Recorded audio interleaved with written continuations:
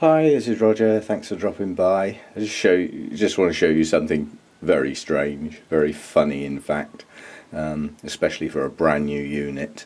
In all my work trying to sort out a decent pH meter without taking out a bank loan, which is not that easy, I've been looking at a lot of reviews. You know, if people get things and do a review, and many people say the same thing, and one or two disagree, you can go with the average. So reviews aren't a bad way of looking into things, you know, for what you get for your money, all that sort of thing. But the one thing I did find out is you should never store a pH meter in RO water, yeah, or distilled water or anything like that. You know, and a lot of the instructions say, you know, store your pH meter in water. Well, what sort of water?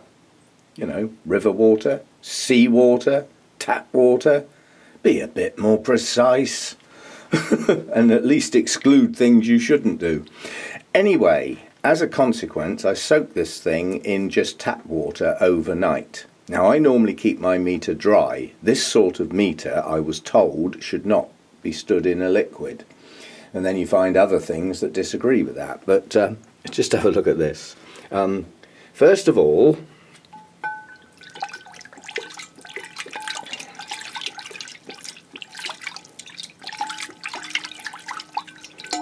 right, I think you'd all agree that that's been stirred, yes? Now have a look at this. This is comical. Now over there it says, never mind what the reading is, it's just, this is just being silly really. Over that side it says 8. Now it says 8.1. Now it says 8.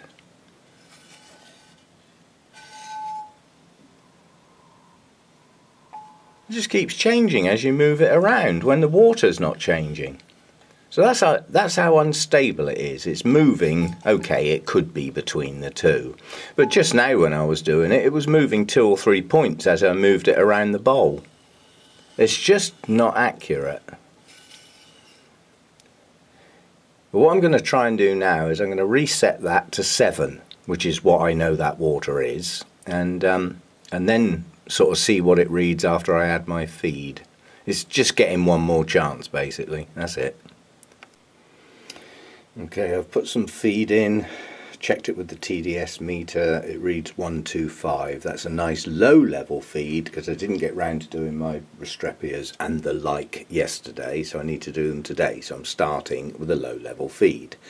And I know you have to bear in mind with this meter, this is the new one, the previous two gave consistent readings over time, over their lifespan. So the first one that I manually broke, you know, if at this level of feed the pH would have dropped from 7 to between 6.8 and 6.9, around that point. The previous meter that went wrong gave the same readings for that level of feed. Yeah? That's why I know it's this one that's wrong. You know, I can't believe the other two were not only wrong but gave the same reading. Nah.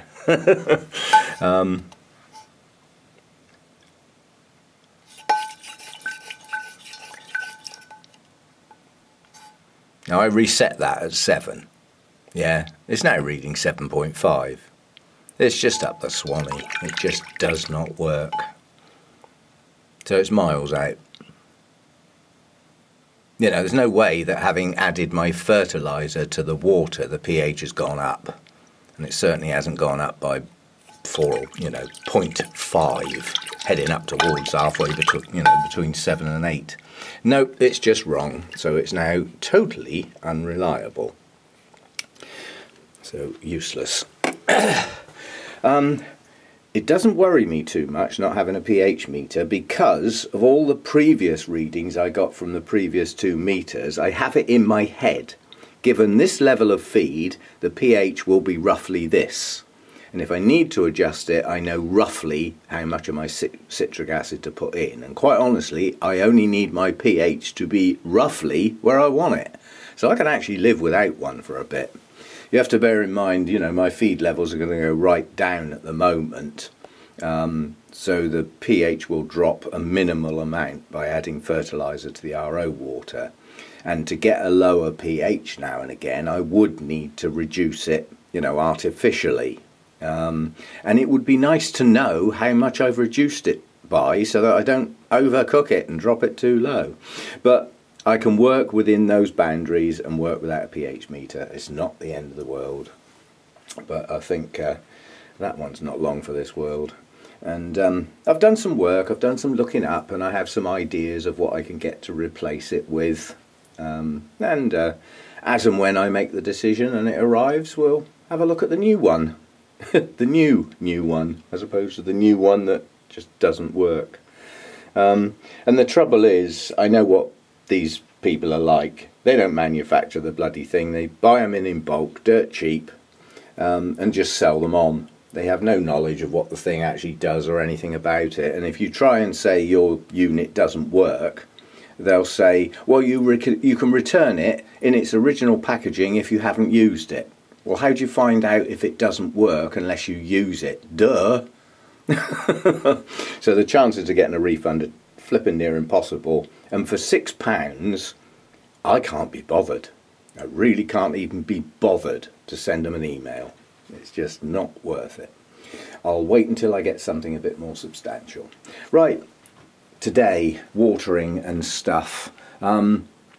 Yesterday I did most things. I did everything down there that's not in a holy clay pot, everything down there that's not in a holy clay pot, and everything there. And that. So basically I've only got this bit to do and all the mounts today. So I haven't got a workload today. I'm getting off quite lightly, and it looks like we might get a bit of sunshine to get a bit of heat in here. I don't know what this thing's been doing lately. What have we got? Right, it's been up to 29. That's a bit high for this time of year, but I'll have it while it's going. That would have been for a very short period. And it's been down just below 15. Now you have to bear in mind, I've taken out the warm lovers, the ones that I really don't want to chill down. The idea being that because I'm not taking my dendrobiums out of here this year, the idea is that everything that stays in here can take a degree lower, maybe 2, than I did last year. Yeah? So taking them up in the bedroom didn't work. They're staying here. I want to keep the humidity. I'm not willing to drop that down. I lost some plants last year in normal house humidity with greatly reduced water. Plants died. Well, I'm not having any more of that this year. If they die this year, it won't be as a result of that. Yeah, everything's staying here. But whereas last year I didn't let it drop below 15, this year I'm prepared to go a bit below 14, perhaps heading down towards 13 on the colder periods. The idea being that, you know, the dendrobiums will get that much lower temperature in the winter that they've been used to. So, and hopefully it'll be enough. If it's not, I'll think again. But that's what's happening this winter. Anyway, we'll see how we go. Anyway, I've got stuff to do, and I'll film any changes and new blooms, spikes, anything I spot as I go around, anything interesting. Yeah, so let's get going. Well, that's one thing that's worth noting. The plants that have come indoors, strangely enough, they get more neglected in here than they did out in the in the grow room. But things are drying a lot quicker in here because the air is drier. It's as simple as that. So evaporation's taking place at a higher rate. The plants are probably transpiring at a higher rate as well. So you know, I've got to keep my eye on the watering. But I mean, currently we're like just over 21 degrees, but I've still got 63% humidity here. If I take that unit up the other end of the room, that humidity drops down to about 45. So these humidity trays are doing a bit of work. You know, it's nowhere near as high as I would like, but it's high enough for what's in here for the period of time. So I'm okay with that. A couple of things in here. My Mordii spike is pushing on nicely. Paphiopedilum Mordii. And my other Paphiopedilum spike is pushing on nicely as well. So we've got two. That that one is Magical Venus. So I will have 2 Paphiopedilums out in bloom at the same time, somewhere down the line. I don't know whether I can get at this to film it. This Phalaenopsis I actually allowed to branch. You can see the branch off the spike, and the only reason I allowed that is it's a good strong plant with a good set of roots. It's capable of supporting that branch and keeping that spike going. Plus, the angle it came out at looks quite natural. It didn't come out at a stupid right angle or pointing downwards or anything strange like that. It's sort of a progression off the end of the spike. So that one's opening up again, so you know, the continuation of blooms. This little mini Phalaenopsis has a spike, and that will at least tell me which one that is, because I haven't got a flipping clue, so we can find out what colour that's going to be. I've got a feeling that's going to be white. It's just a feeling. Not a prediction though. We'll wait and see. Now this big thing here, I'll have to get this out. This is the one that was almost white with the pink tinges and was in bloom for absolutely ages. I cut this spike in the hope it might branch, and it has. But in addition to that, it's pushing up a new spike. Now I need to debate, do I take the old spike off or not? I mean, this has a hell of a root system on it. Plant's strong. It'll put up with it. We'll just let it go, see how it progresses. But yeah, we've got a new spike growing. What I've got to make sure I do is keep that spike upright this time. This spike got so, you know, it was out here, and all the blooms on it, it got so heavy it wouldn't stand up. And I had to put it in inside another pot with a rock in the bottom to hold it stable. And it's strange what that did, because putting the roots in the dark, they started to change colour and go pale. The new growths on the roots started going a pale colour. Yeah? Now hopefully, now they're back in the light, they'll turn back to that nice silvery colour that they should be. You know, and then they go green when you water them. Okay, I think that's about all in here. Yeah, the Psychopsis is still out. This bloom has lasted well compared with the previous one that was very slightly distorted and didn't last long at all. Bearing in mind this one's come into a much drier atmosphere, it's lasting well, which means the plant is recovering. Yeah? Because these spikes, because it's a perpetual bloomer, you can see the next bud coming up behind, the plants need feed. Yeah? They don't just bloom and die. They need a constant supply of nutrients to be able to feed the next bulb, if you see what I mean. So the fact that it's got enough nutrients to get that bloom to bloom and last that long and start pushing the next bud, it's obviously not doing too bad now. And what I can't see yet is, this is the new growth over here. What I can't see is new roots yet. But the old leaves have stopped deteriorating, that's a bonus. The bulbs have plumped up a bit since it went in the moss, and the new growth hasn't gone downhill. So I think it's going to make it. It would be absolutely wonderful if that new growth pushes a spike, but that might be wishful thinking. This Phalaenopsis Sweet Memory has dropped its last bloom now. Now I'm reliably told that this should be sequential. So obviously that spike is bright green. It does show some signs that it may actually extend. So it's just going to get left as it is. It's got a new leaf coming. It hasn't got a bad root system. I wouldn't say it was brilliant, but it'll do. It'll do. So I'll let that one go and see how that goes on. So that's all that's really going on in here. Oh no, keep forgetting this one. This mounted one is Phalaenopsis Green Apple. And I think I can now confirm, if you see the pitting marks on this leaf, I know for a fact that when this leaf was tiny in there, I got some mealybugs. Yeah, so that dendrobium with the pitting on the leaves, the guys said you've had some biting insect damage in the past and you've then got some sort of secondary bacterial infection. Well, that's another version. Yeah, I know this leaf got a few little bites on it, you know, I did get a few mealybugs in the crown of this one that were dealt with quite quickly.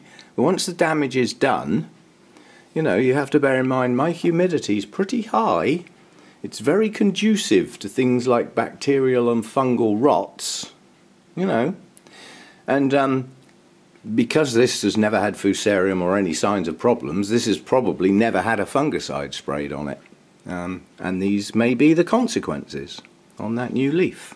But, you know, that's not exactly a prize plant. I can't see it going anywhere than other in my grow room. So we'll look forward to the blooms. They're a nice colour. I mean, the hint is in the name of the plant, green apples. Oh yeah, do you know, there's more going on in here than there is in the grow room. I forgot that one. That's the Phalaenopsis zenming brontosaurus. Lovely patterned Phalaenopsis. That spike's pushing on nicely. 1, 2, 3, 4, probably 4, maybe 5 blooms on that one. That'll be nice because they're a really nice orangey spotted pattern. I really do like that one. And that's pushed out a good root system in that holy clay pot. So coming on, and my daughter was admiring my Streptocarpus on the grounds that she was with me when I bought it, and it's been in bloom ever since. So she's going to get one now and hope that her cats don't chew the leaves to pieces, but she's going to give it a try. I didn't pay a lot of money for that, and I am well impressed. That takes hardly any looking after, and it just keeps pushing up spike after spike after spike. And it's actually growing quite a few new leaves at the moment. So we'll see what it does through the winter. I wonder if it'll slow down. But it's always lived in the house, so I mean, it hasn't had a change of environment or anything. This is always where it's lived, so I'll see how that progresses. Lovely colour on that. Probably in camera not doing it justice, but yeah, well worth the few pounds I paid for it. This Rhynchostylus gigantea spike's pushing on nicely. I think the last time that was on film, it was right on the edge of the inside of the basket, and I had to put that piece of plastic there to stop it sort of rubbing against the wood. And I mean, originally it was pointing at the inside of the wood, so it wouldn't have even escaped. It would have bent round inside somehow. So I've managed to encourage it up over the side of the basket. Chances are it doesn't need that because it keeps falling off anyway. Yeah, it's pushing on nicely. That'll be a first time bloom, so I'll be very interested to see what colour that comes out, because these are variable, so you never quite know what you're going to get. You've got a basic guideline, but yeah, that'll be good. Nice spike.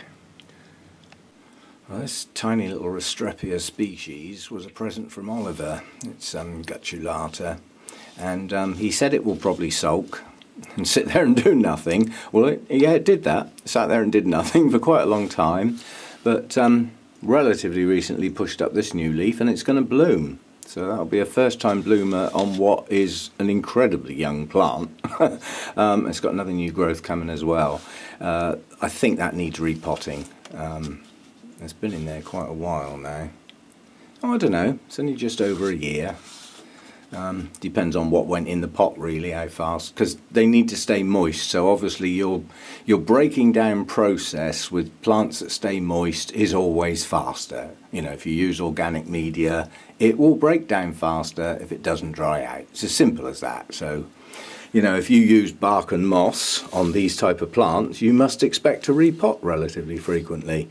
But as long as you keep on top of it and don't let the roots start to rot, don't let the plant go downhill, you're better off refreshing the media on a regular basis. Like with my Paphiopedilums, I try and do them every year. Well, the media hasn't started to break down much at that point. You know, they'd probably go another 6 months or more. But it's better to keep it fresh and not lose a root, not lose one single one, especially on Paphiopedilums because they don't have many. Whereas these have a very fine root system, they can go down fast once they start. So anyway, we're going to have a gutulata bloom soon. That'll be a first time bloomer as well. Looking forward to that. This Shari baby spike's pushing on quite nicely now. They have quite a fast growth rate. It'd be good to see some blooms again. Well, smell some blooms again. The blooms themselves aren't that spectacular, but the scent, you grow Shari baby for the fragrance, basically. But that plant needs a new home now. It's been living on that shelf there. The spike now touches the top of that one and will end up, you know, at the rate it grows, next time I come round to watering that spike will be 2 or 3 inches up through that grill, and then I could break it trying to move the plant.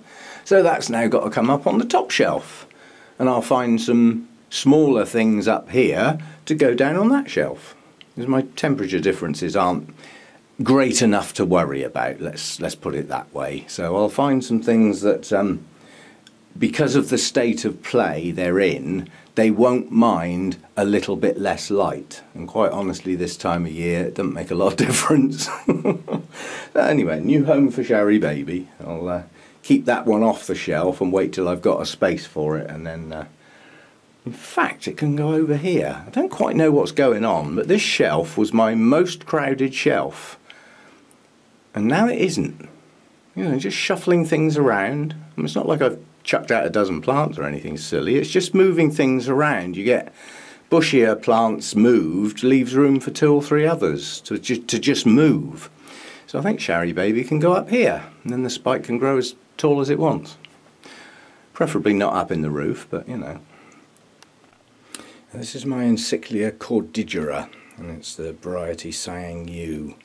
And this wasn't long repotted. It had signs of new roots coming, but I put this on that lower shelf basically to get it out of the bright light while it got its roots established. So you're not sort of putting the plant in its ideal place, because its ideal place might stress it a bit under those circumstances.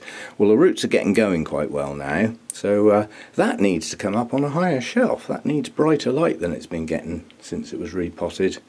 So another one needs to find a new home, but there's plenty of room up there. I've got room for 2 or 3 higher light plants up there, so yeah, this is getting good because I've now got choices, and certainly back in the summer I didn't seem to have many choices, but we're getting there now, slowly but surely. Some plants can be squashed up together a bit because they're not growing much, and others need room to spread out. And the new growths on this one have got room to spread out. They've all come out in just the right place where they've got room to expand and push up the next growth without needing a repot. So hopefully we get some blooms on that off of those new growths later. Probably be early next year, I suspect. Okay, this is one of those requests for help. This is Coelogene cristata. It's the variety Lemoniano. That doesn't matter, it's cristata fundamentally. And I've never managed to get these to grow very well until this year. This year they've put on some good strong bulbs, nice new leaves, but I've never got one to bloom. What is that? Is that nothing more than a new bulb coming out, or is that a spike? I don't know, because I've never had one bloom before. There must be somebody watching who has grown cristata for a while and got it to bloom, who definitely knows the difference between a rhizome extension and a spike. If that's a spike, you'll hear me cheer. I don't care where you live, you'll hear me cheer. I've been trying to get this to grow and do something for so long, and this year finally I've got a reasonable looking plant, albeit small. But I mean, you know, in comparison to before, look at the size of this bulb. You know, if that's not blooming size, I don't know what is. Anyway, if you know, let me know. Would be nice. Yay! That's one of the twinkles open, so we can get a tag on that now. Actually, I won't. There's a reason for that. I'll explain later. Not in this video. Yeah, so that's the cinnamon. Oncidium twinkle cinnamon. And they are very pretty and warrant a tripod. It's only just opened, literally. The buds started to open 2 days ago. 3 days ago, in fact. But yeah, plenty more spikes to go. This will be a long succession because some of the spikes are in their infancy and they do take an age to grow, whereas the leader has just started to open. So we're going to have blooms on that one a very long time. And I'll be able to tell when the last one falls because I update my notes when the first bloom opened. So there we go. Yay, one twinkle positively identified at last. Okay, only a theory, but if we've positively identified Oncidium twinkle cinnamon, the obvious answer is this is the yellow one. But I've just got lurking in the back of my mind that there's two cinnamon twinkles somewhere. I must get these all tagged up. I can't remember whether I lost a twinkle. It's difficult to lose a twinkle, they're pretty easy. But this one's got quite a few spikes coming. Two quite well advanced, and some smaller ones coming on behind. So what have we got here? I think there's 4 spikes at least. It could push out more. Twinkles often spike from both sides of the pseudo bulb. Well, yeah, like this one. One out to the right, one out to the left. Bonus! Not all Oncidiums do that, but it is a trait that some have. So you get double the spikes. Yay! And Twinkles is one of those that regularly do it. So yeah, coming on nicely. And that is highly probably the yellow one. Right, so that's just the holy clay pots and the remaining Vandas, and then all my mounts left to do. Oh, is that all? But still relatively early in the day, so I'm still not rushed. And if the worst came to the worst, I'd leave the Vandas, but I must get the mounts done today, and the holy clay pots. And oh, this does make the place look untidy. It's in the process of dropping its leaves on the older canes, and it just looks untidy. Makes the whole place look a mess. But I have got a surprise out of the corner of my eye when I get to the holy clay pots. Can you tell what it is yet? I'll get there in a minute. Anyway, we're cracking on. We're getting there. Back to this twinkle. I'm pretty confident now that this is the yellow one. It was quite a good plant when I got it. It's the one I've got most recently, and it looks right. And in addition to that, I am almost certain that one of the cinnamon twinkles was part of the Ceramis project and was so far gone, and the fact that I've got a good strong one, I think I actually dumped it. So the two that I've got left are the cinnamon, the yellow one, and the tiny twinkle which is mounted. So that makes sense now. I'm pretty sure that's the yellow one. Somebody asked how the big blue Vanda is doing. Well, that's the spike. It's coming on well. 1, 2, 3, 4, 5, 6, 7, 8, possibly 9 of those huge blue Vanda blooms down the line a bit. I mean, obviously the buds are only just separating, but this one's doing well. Most of the blooms are open now. There's still one to go. One just opened today. And in the ongoing little watching Vanda blooms grow, let's do the bit again with my hand. Yeah, you can see the tessellations have developed a bit of a purple tinge, but look at the size of the bloom on my hand now. That's now 1/2 inch either side of my hand, so that bloom's grown tremendously. Coming on well. I love that one. It's simple, that's what I like about it. It's not a complex bloom. Very nice, and nicely arched this time as well, not stuck up in the flipping roof. A bonus. And I'm going to end today on a tease, because it's not open yet. But if I just move the camera around, you can get a glimpse of what's to come. Probably a couple of days, maybe even 3, before those two blooms are fully open. And I turned this plant to make sure both buds headed off in the same direction so that they both opened facing the same way. And unfortunately, this one is going to open upside down, but this one's not. This one's going to open the right way up. But they'll both be together facing the same way, so I can turn the plant to face me once they open, but not yet. This is going to have quite some colour on it. That magenta is absolutely gorgeous, and with that yellow behind it, that's going to be pretty good. And then you've got the green tips on the sepals, more magenta colour around the edges, and what looks like a creamy colour for the rest of it. But we'll have to wait and see. But coming soon. So anyway, that's all for today. Hope you've enjoyed the bits and bobs. It's been a bit of a mix, and I'll see you in the next video. Bye for now.